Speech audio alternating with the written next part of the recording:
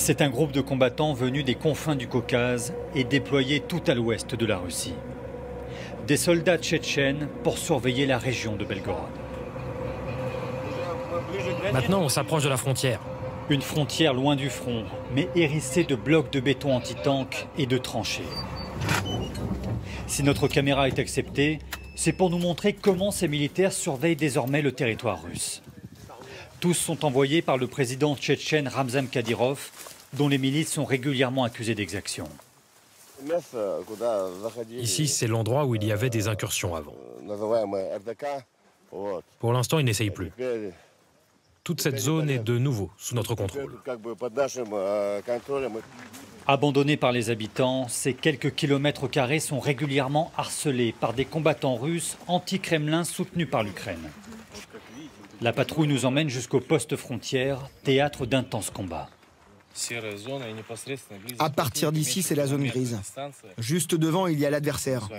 Ils sont à moins d'1 kilomètre. Faut pas rester trop longtemps. Ils peuvent nous repérer. Ajuster un tir d'artillerie. Il y a 1 mois et demi, les premières attaques sont lancées depuis l'Ukraine.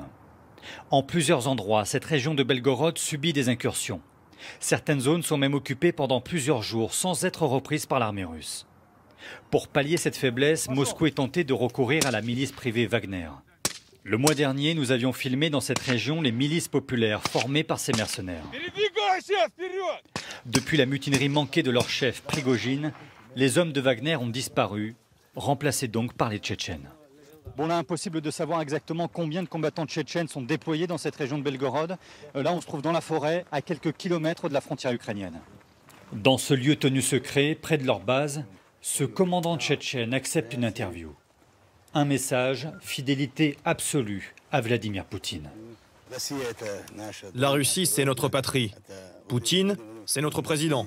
On est là pour protéger les civils et notre pays. Autre discours quand nous abordons Wagner et Prigojine. Moi, je les connais pas, ces hommes. Leur chef, Prigojine, il me dit rien. Et lui, vous avez du respect pour lui ?